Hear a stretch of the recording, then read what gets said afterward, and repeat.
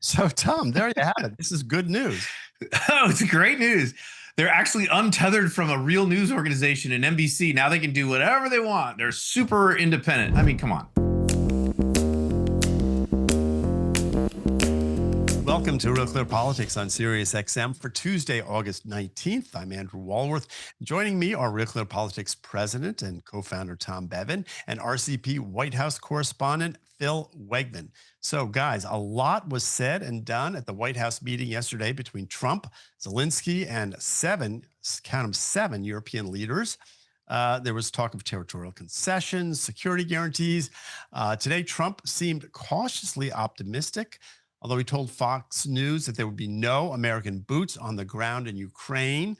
So, Tom, same question I had yesterday. Are we any closer to an end of this war after these latest events? It seems like we're inching closer. I mean, the vibe that came out of the White House, and Phil can speak directly to this because he was there today and yesterday, seemed to be positive. I mean, Zelensky said it was a good meeting. I think the Finnish president said, or was it the head of NATO or whoever it was, said it was the more progress that had been made in the last 2.5 weeks than the last 3.5 years. Trump said he felt like Putin wanted a deal, and he was already getting on the phone, and there was report that Zelensky and Putin might meet in as soon as 2 weeks, and that would be the precursor to the, as Trump called it, the trilat, right? The three of them sitting down and trying to hammer out. So there's definitely progress being made, but the question remains, to what end? And can they get to a point where they can both agree on something? Look, I think Trump was he seemed more inclined to be much more friendly with Putin. I'm sorry, with Zelensky, and was much more forthcoming about, U.S. security guarantees being on the table for Ukraine, although, as you mentioned, no boots on the ground. So I think we are making progress. It's slow, it's incremental, and the big hurdles have yet to be overcome. Yeah. Well, Phil, you were there. Tell us what you saw and what you learned. It's hard to sort out what is flattery from these other world leaders and what is actual progress, but I think that there is now momentum. Every one of the 7 leaders from these European nations were certain to compliment Donald Trump and even Zelensky. This guy read the stage directions correctly. He did not disagree with Trump in public. He's very complimentary. He even wore sort of a suit. It wasn't exactly the jacket and tie that we expect from world leaders, but it was an indication that he realized that the game in town is the United States. He has to continue to play nice with Donald Trump. And what we saw from that meeting about the past meeting on Friday with Putin to set up a future meeting with Putin and then another future meeting with Putin and Donald Trump was that there was some type of momentum. There's some type of progress here. There's certainly an appetite among the Europeans and the Ukrainians that this thing has to come to an end. But look, Russia continues their attacks. They continue to lob missiles at Ukrainian cities, and there has been a lot of talk, but there hasn't been anything actually certain here. That's much to Donald Trump's chagrin. I think that the big takeaway after the fact was what Trump said to Fox and Friends, where he said, it's possible that Putin doesn't actually want to make peace. We'll have to see. I think that he's much more clear-eyed. But yeah, I mean, there's some momentum here, more than there was at least for the last 3.5 years of the conflict. Yeah, Phil, I think you point out an important thing, which is that the war continues unabated, at least from Putin's point of view. And Trump sort of took the idea of a ceasefire off the table. And it just seems to me that how any of this can go forward without a cessation of hostilities, I don't know. That would be a first, as I know, in these things. Lindsey Graham, Tom, thinks we need to put more economic pressure on Russia to get them to move. And I'm wondering about that. I mean, no one knows what's going on behind the scenes, but it seems to me that in public, Trump does seem to be sort of not pressuring Putin as much as he did before the Alaska meeting.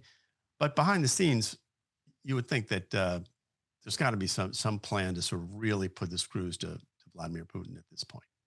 I think so. I think so. And you know, someone I saw this question like, how many of these European leaders are taking gas from Russia right now? You know, it's like, and they're the ones that are pushing hardest. They want, you know, they want Russia, they want Ukraine to not give any concessions and for this stuff to stop at the same time. I mean, there is more that can be done against Putin. There's sanctions in place. They are hurting him, but they don't seem to have achieve the desired result and change in behavior. He continues to do, you know, be aggressive on the military front. And you're right. It's now Trump has said in the past, look, we can't, you know, and I think Rubio said this over the weekend on one of the shows, to slap extra sanctions on them now would completely shut down the peace process, right? Well, like that makes no sense from a tactical, strategic point of view. If you've got a little bit of momentum, you're working toward, you know, potential peace deal, to take that kind of step right now now, if it fails and everybody determines, you know what, the offer was on the table and Putin rejected it, then I think Putin's in for some additional sanctions and from the United States and from the rest of the world that will, I think, further isolate Russia and increase the pain level on them. But again, it's hard to say right now, you know, what Putin's game is and whether any of this stuff is going to actually bring him to the table or not. Well, Phil, there's 85 senators who think that we should put these economic sanctions on Russia and their trading partners. Seems to be me that the move against India had some effect. We haven't moved against China, but how does the White House view this? I mean, one thing we did learn from the Cold War is that they do care about their economy when push comes to shove in Russia. And that was a big part of what sort of ended the Cold War was the Russian economy is very weak and it's weak again. So in the White House, are people thinking seriously about, okay, if and when this thing fails, and good chance it does fail, we can, you know, up the economic pressure on Putin and force him to react in some way? They are. That's the failsafe here, because I think there's a recognition inside of this administration that you go into a peace process with the war criminal you have, not the war criminal that you want. They don't think that Vladimir Putin is suddenly going to change his stripes. Instead, you have Trump out there hedging because he knows that Putin talks a good game in their personal conversations. He makes all these promises, but he often doesn't deliver. And so that's held in reserve. I think that's the reason why Trump has not moved forward with this legislation coming out of the Senate to put more aggressive sanctions on him. Also, he sees that the sanctions that Biden put forward really, they caused pain, but they didn't stop Russia from turning their entire economy into a wartime economy that's been able to prosecute this war. But I just want to go to 2 points really quickly previously. The first, Tom is absolutely right. I mean, the European Union spent more importing Russian gas last year than they did on financial aid to Ukraine. And that included some of the folks who were around the table with Donald Trump yesterday. Germany, France, Italy, but where we've seen a willingness to be more accommodating to this process with these additional sanctions held in reserve, sort of as, you know, the sword of Damocles, is Trump has hedged on the issue of a ceasefire. You had the German chancellor say, I can't believe we're going to go into another talk without a ceasefire. And Trump shrugged and said, hey, I solved 6 other wars without a single ceasefire in place. But then the other thing that has changed is Trump is now willing to provide some type of security guarantee. And what we learned from the White House today is, yes, that means no boots on the ground. But when pressed, Caroline Leavitt, the press secretary, said, well, that could potentially include U.S. air assets. You know, a U.S. F-15 over Ukrainian skies doesn't mean that it's out of reach of the enemy. I mean, if they were to be shot down, you could see how that could spiral out of control. So all of this is moving very quickly. And I think that's why we've seen flexibility from the current administration while they hold some things in reserve, because even the president doesn't truly know how Putin feels, although, you know, he holds out hope that Putin will agree to some type of peace deal. Yeah. Well, Tom, Trump was kind of busy yesterday because he was doing all this, but he still had time to announce that he would, quote, lead a movement to eliminate mail voting ahead of the midterms. He said he would sign this executive order to help stop mail-in voting. He doesn't care for voting machines either, for that matter. This is a little bit back to the future. The Republicans didn't like mail-in voting, then they did, and now apparently Trump doesn't like it again. What do you make of this? Oh, Trump is a multitasker. I mean, he certainly, manages to, he's trying to engineer world peace and at the same time dropping a turd in the Democrats' punch bowl, and getting them riled up over this, and his new authoritarian power grab, as I think was someone from MSNBC called it, right? He's still engineering the demise of democracy here at home. Look, Trump has never gotten over the fact that he believes the 2020 election was stolen. And part of the way that it was stolen was that all of these states, Democratic states in particular, went to universal mail ballots. Now, some states have been doing mail-in ballots for decades. Washington State, Oregon, they've been fine. But when you had, California and Nevada and, these other states mailing millions and millions and millions of ballots just out, again, universally, not someone requests an absentee or a mail-in ballot and says, I live at, XYZ, please send me a ballot so I can cast my vote. This is just the government flooding millions and millions of ballots into the system. And we were told at the time that this was the safest, most secure election ever held in the middle of COVID. And absentee ballot rejection rates traditionally had been, I think, somewhere in the neighborhood of like 2%. And this time around in some states, they were like under 1%.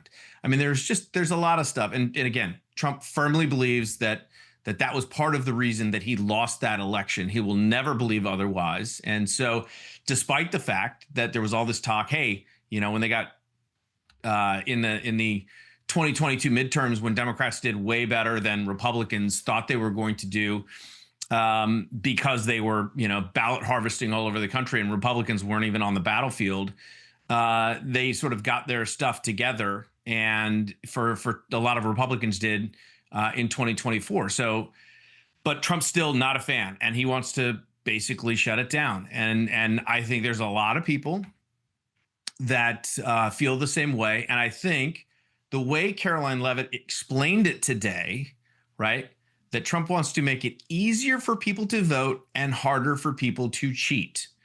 That seems, as she said, sort of commonsensical. That's a line that I think a lot of people be like, yeah, okay, I get that. That's fine. The response from the Democrats, Chuck Schumer, was, this is Jim Crow. Yeah. We've seen that before. We saw it in Georgia, with the changes that they tried to claw back after the pandemic. And so once again, the battle's going to be joined here. And, we'll see where the public comes out on this. But I think Trump says he's going to lead a movement. There will be a movement to get rid of these ballots, and it will be significant, I think. Yeah. Well, Phil, just for background, there's about 30% of the votes the last time around were mail-in votes in 2024. So that's right. And and we should also add that the president does not have the authority by executive order or any other way to change the way people vote. That's up to the states and the Congress. But just wait.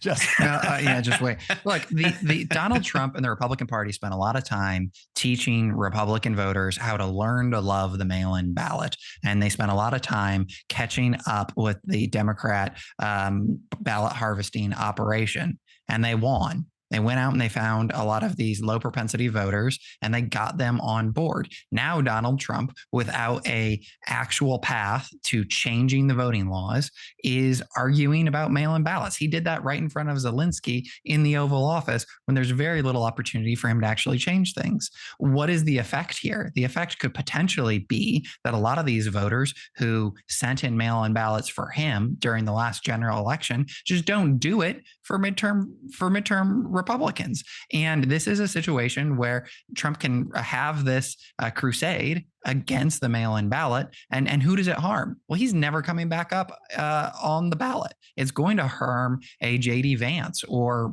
his Republican successor. It's a strange fight to have. And notably, Caroline Leavitt, she makes this argument where she says, we want to make it easier to vote, but harder to cheat. That's not what Donald Trump says. He continues to, salt this wound. And I think it's going to make a lot of Republicans nervous, even if Democrats are going to go overboard and argue that this is the same as Jim Crow. I mean, we saw President Biden, I asked him this exact question about mail-in ballots and some of this overheated rhetoric. He yelled at me.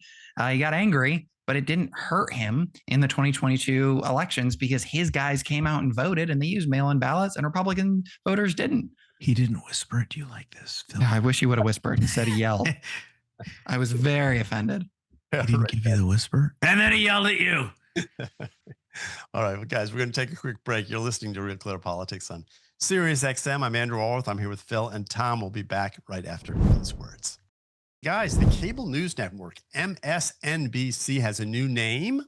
It will be rebranded as MS Now by the end of the year. It stands for My Source News Opinion World. This is all part of this reorganization by its parent company, Comcast. It splits the cable news network and a bunch of other cable properties into a new entity. And here's Joe Scarborough and Andrew Ross Sorkin on the network this morning talking about putting their spin on it. We're going to be moving in this direction, MS Now, which I got to say, I got a call yesterday afternoon and they're saying, we hope you're okay. We're going. I was like, what do you mean?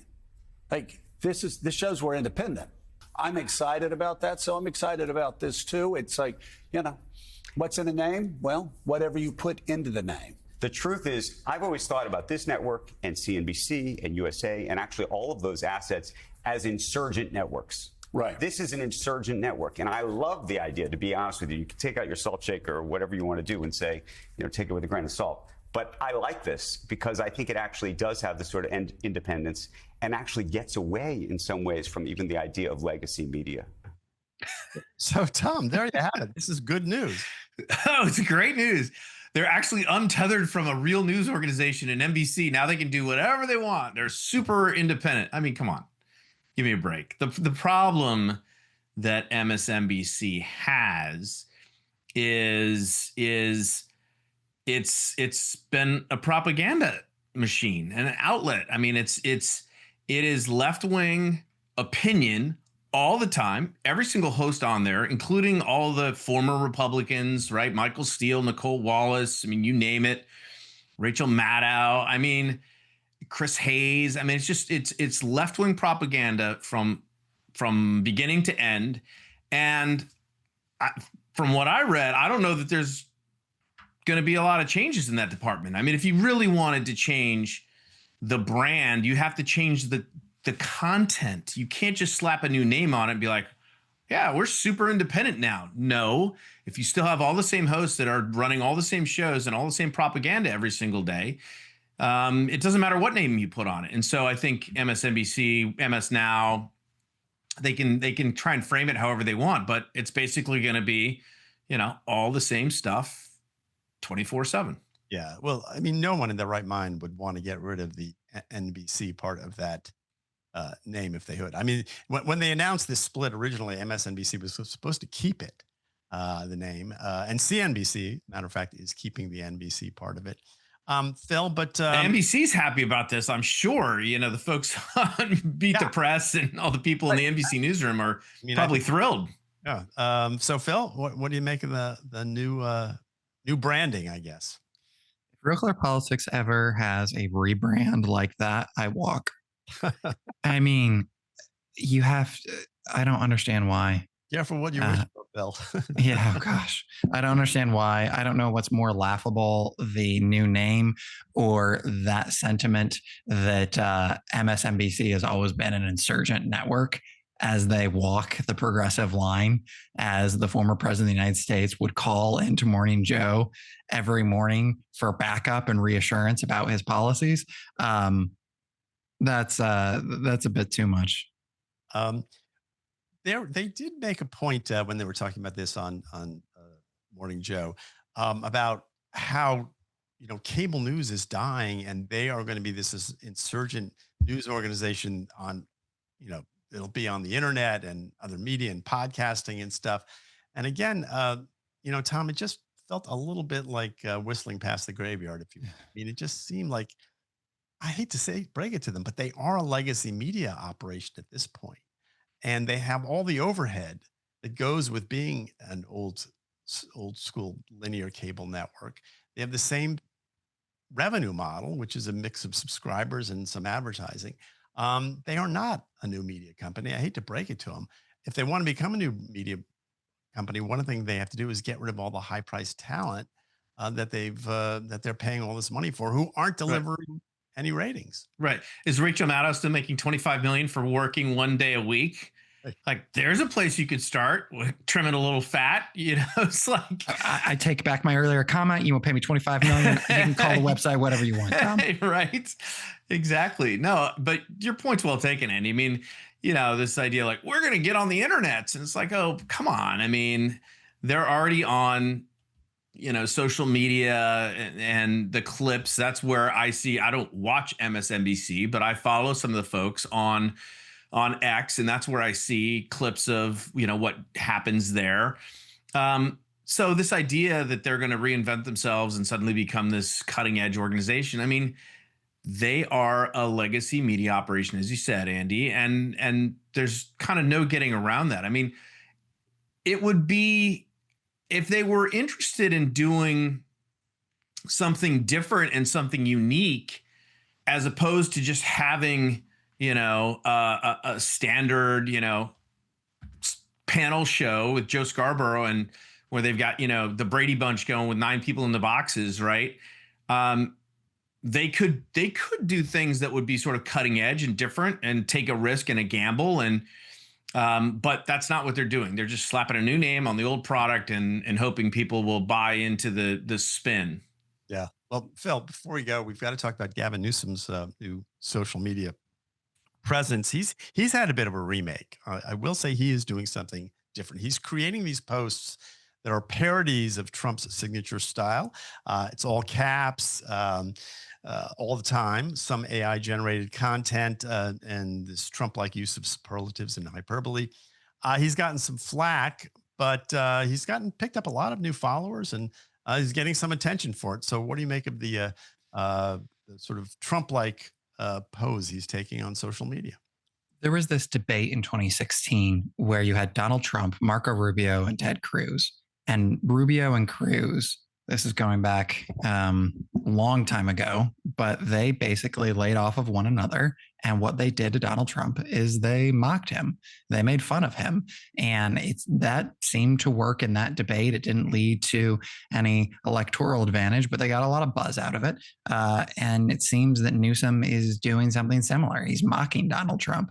I'm not certain if this is going to change his political fortunes. It seems to be bringing on a lot of people who already liked Gavin Newsom, a lot of Democrats who are already tired of Donald Trump.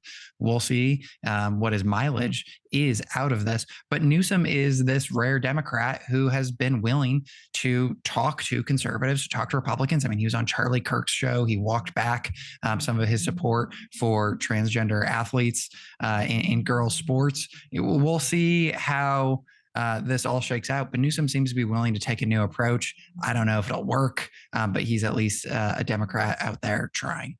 Tom, we got 30 seconds left in this block. What do you say? I mean, I don't know what to say. It's, Dana Perino chastised him on Fox News, and his press office, they released this again. Oh, this is all in all caps, and called her, Dana Ding Dong Perino, and, goes on about how she's no talent, and just basically what Trump does to the media. I mean, you've got to see the guy who's actually doing this. He's like a 22-year-old kid who wears glasses and a bow tie. And he's being hailed as like some genius. And there's a woman in the office who's I think the communications director, who's like got a full-time staff of like 3 people that are doing this, which is kind of comical in and of itself. I agree with Phil. I mean, folks on the left think this is like the super genius move ever, and everybody else is kind of like, really? Like that's it? You know, just imitating Trump is I don't know if that's a winning strategy in terms of winning over any new voters at all. It's a good one-off gimmick, but then if you keep doing it, what's the point? Because we all know the that first Gavin couple posts Newsom, were actually kind of funny. It's like, okay, but now, you know, on the 10th post, it's like, really, we're still doing this? Like, no. Yeah, I agree. If he keeps it up, it probably loses its luster. But I thought it was clever. You can put me down as that. You're listening to Real Clear Politics on Sirius XM. I'm Andrew Walworth. I'm here with Tom and Phil. We'll be back with more right after these words. of course, the yacht club crowd is going to think it's clever. Welcome back to Real Clear Politics on Sirius XM. I'm Tom Bevan, co-founder and president of RCP. Joined now by Sean Trendy. He's our senior elections analyst. Sean, good to have you back. Great to be back. All right. So you are leading this new project, which we unveiled today at one of our sister sites, Real Clear, Pennsylvania. And it is a study that's going to be taking place, a polling study that's going to be taking place over the course of the next few weeks and months, about 10 counties in Western Pennsylvania. Explain what we're doing and why we're doing it. So we're really interested in kind of the fraying of social institutions in America. You know, obviously a lot's been written about the decline of trust in government. We've also seen a lot of decline in the trust in our fellow Americans. We kind of take it for granted that people in America are kind of skeptical of others, but it wasn't always that way. If you go back to the 1960s, 50s, people were polling social trust there, and you would find upwards of 70% of Americans saying that they trust the government to do the right thing most of the time. They trust their fellow citizens to do the right thing most of the time. Those numbers are down in the 20s now. And so we really wanted to get kind of a handle on what exactly is going on, what's driving this decline in social trust, and also take the opportunity to better explore the region to understand what problems they're facing, because a lot of these problems generalize.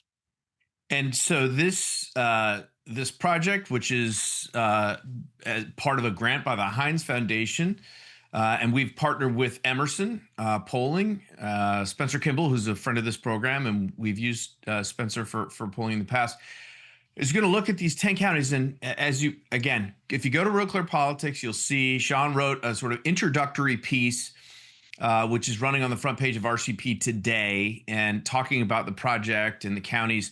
And what was interesting, Sean, well, there are a number of interesting things about this. I mean, it's just absolutely fascinating, right? Western Pennsylvania. So you've got these 10 counties, and they sort of span the spectrum from rural counties to urban counties.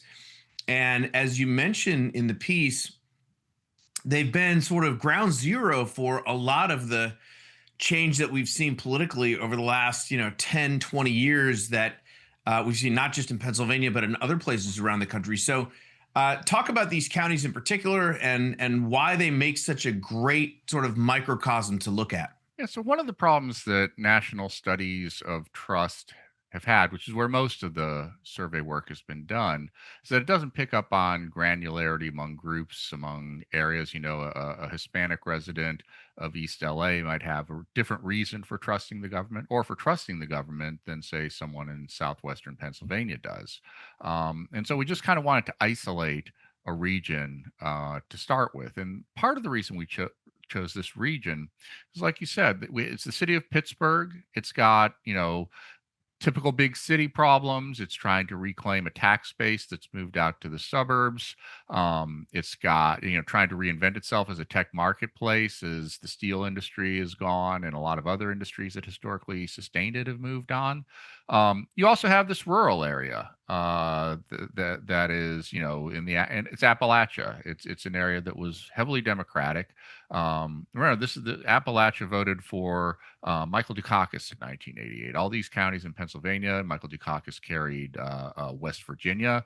But today they're overwhelmingly Republican. And so not only do we get a nice diversity in this region that we can kind of break down into subgroups and crosstabs, but we're in an area that is just ground zero for one of the most remarkable transformations in America. And so we think if we can understand the relationship of these voters to the government, we can better understand the shift that's taken place here. Yeah, I can't wait to see how this project sort of is unveiled. And so give us give us a roadmap here. What are we looking at? Obviously, the introduction came out today, and again, I urge people to go and read Sean's piece about it, because especially if you are a political geek and you like this kind of stuff, it's going to be an awesome project, fascinating project. But what are we looking at over the course of the next weeks and months, Sean?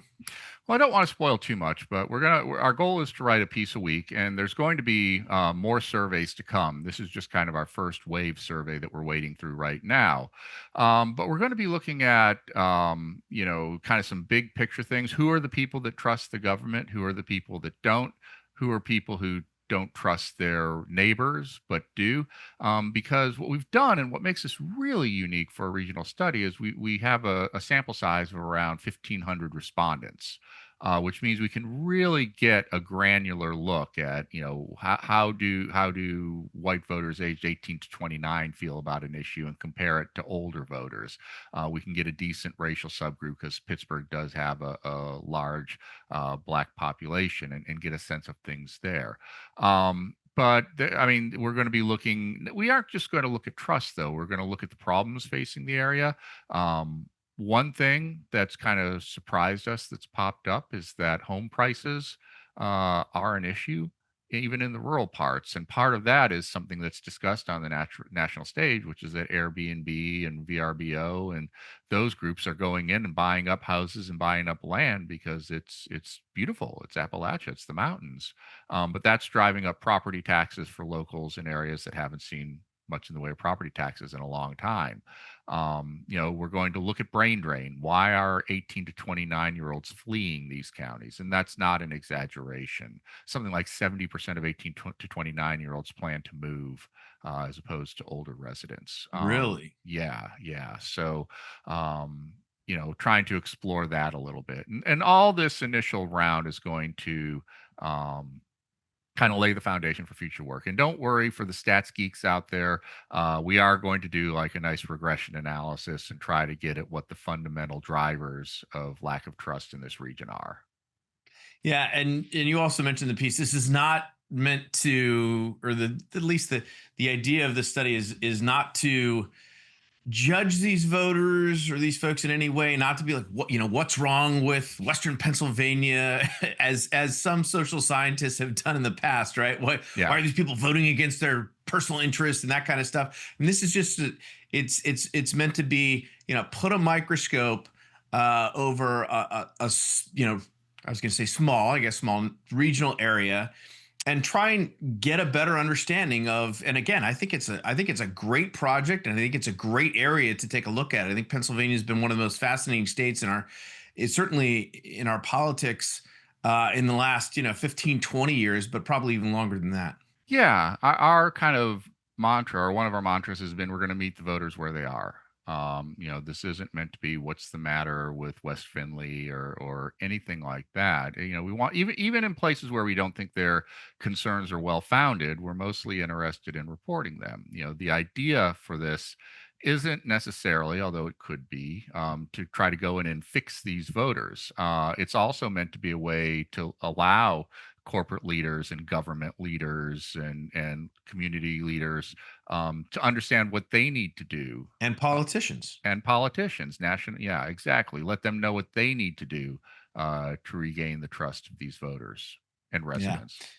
Well, like I said, I can't wait to see the rest of it. And I urge our listeners and viewers to go check it out on RealClearPolitics and RealClear Pennsylvania. And there is more to come. All right, Sean Trendy, Senior Elections Analyst for RealClearPolitics. Sean, thanks for your time. Appreciate it. Thank you. All right, we are going to take another quick break, and we'll be right back with more Real Clear Politics on SiriusXM after this. Welcome back to Real Clear Politics on Sirius XM. I'm Andrew Walworth, and our next guest is Peter Lipsett. He is the host of the Giving Ventures podcast from Donors Trust. And right now he's hosting a summer series on the future of the conservative movement. It's called What is the Right? And he joins us now. So Peter, welcome to the program. Thank you so much, Andy. So this podcast series, it's very interesting because you basically break down the conservative thought into a number of different flavors or movements and sort of how they all fit together. But the schism or split I want to talk about today is between what is called national conservatism, national conservatism, or NatCon for short. It's sort of an explanation for Trumpism is one way to look at it. And the reaction, which is called free conservatism, which is sort of a throwback, I guess, just sort of the Buckley Reagan type of conservatism we remember from the 1980s. So to simplify it, you have this debate going on now between the free cons and the nat cons. So let's start there. What do these two groups of intellectuals disagree about? To me, in going through this series, interviewing different folks from the Freedom Conservatives, from the New Right, National Conservative side, other factions as well, what I've come away with is all of this boils down to when you have power, which the right, broadly speaking, certainly does right now, how do you use it? What are you going to use it for? And how much of that power are you going to use directly and quickly, which I think is more the New Right, National Conservative view of, hey, we've got this power, we have these ideas, we want to leverage that now, versus I think what I hear from the Freedom Conservative side, the more fusionist coalition, is yes, we have these ideas. We've had these ideas for a long time. Now we have power. Let's get them, but let's do it in a way that brings the middle along with us. Let's not forget that it isn't just to enforce our ideas, it's to actually bring people along so that the ideas stick around for a long time. So to me, one of the big splits is how to use power and how quickly are you going to use it? Yeah. And so just to put some names against this, nat cons are people like Roger Kimball, Chris Demuth. These are names people might know from our show. Larry Arnn of Hillsdale, Victor Davis Hanson, Miranda Devine, she's a regular on our program, and Emily Jashinsky, who our listeners are familiar with. And the free cons, at least according to this sort of manifesto that they put together, Jeb Bush, Jay Cost, the historian, he's been on our program, Jim Glassman, people know, Larry Hogan, my old governor here in Maryland, Grover Norquist, George Will, sort of more.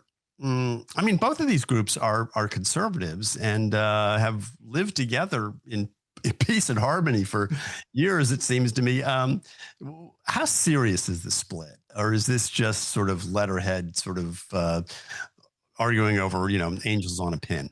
It's more than letterhead. Again, partially going back to that power dynamic of who is going to get the ear of the people in power to drive the agenda. Certainly the New Right, National Conservative seems to be winning on that, frankly, in a way that in the first Trump administration, a lot of those freedom conservative ideas actually did lead. One of the things that I tell donors, particularly when they feel despondent, is a lot of the victories we saw in 2017, 2018, early years of Trump were because of decades of work by a lot of what we would now call freedom conservative groups steadily doing this work. This administration leans a little bit more towards the New Right and getting those ideas done quickly that center around, the ideas of the family, community, nation, less around individual liberty. Not that that's not important, but it's, these other institutions raise in prominence amongst the national conservative crowd, and they want to see policies that are going to push those institutions to be stronger versus kind of waiting around for individual freedom to win the argument of the day. And one thing in the list that you rattled off that I think gets missed, particularly on the New Right side, is there is a lot of youthful energy on the New Right. I mean, on the podcast episode where we explored the New Right, which I'm kind of using interchangeably with national conservatism. That's a whole other argument. But, I had Orrin Cass, who I think is, roughly 40, Nick Solheim, who is even younger than that. And there is a big youth movement amongst the New Right who are used to, in this internet age, seeing things get done quickly, and they kind of want to bring that energy versus I think the Freedom Conservative still has some younger people, but they're elder millennials and above, more or less. Yeah, so some of it is style, some of it, you're right, it's youth. Some of it is sort of how quickly you can get something done using the levers of power. But there are also some other issues that divide them, isn't it? I mean, free trade, for example, is something that the free cons, I guess we call them, Freakins, I like that, would sort of still want to, they still value that, I guess. Immigration is another thing where everyone says, oh, yes, we're for legal immigration, but not so much on the NatCon side. There are people in the NatCon movement who would like to just stop having new people come to the United States. So those are two issues. There must be more where they sort of divide. It does seem to me like overall, the NatCons have more faith in federal power, and the free cons basically are sort of leave it to the states, leave it to the individual. Is that a sort of a fair?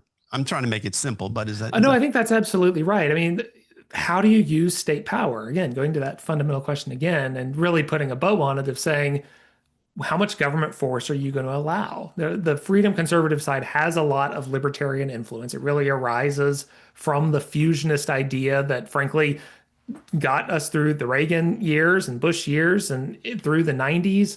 That idea of fusionism, of bringing these libertarian, liberty-oriented principles with that values side together, marrying them into a political coalition with some anti-communism along the way as well, was a winning formula for a long time. What I think has helped the new right really rise is the liberty side of that has really risen to the forefront, and more it's not ignoring the value side of the fusionist argument, but hey, let's just let people be free. They're going to come to our ideas eventually, versus the new right that points to and say, hey, some of this stuff, and it's a fair argument, has had bad consequences on the family, on small towns in middle America, and we need to do something about that. But one of my fundamental pushbacks when it comes to government is the words "we need to do something" usually just leads to more state power. But to your point, on the new right, they're a little more comfortable with that versus on the freedom conservative side. So let's talk about where the rubber meets the road here. Let's talk about post-Trump, because that's really when we'll find out which of these two strands of conservatism sort of has political juice.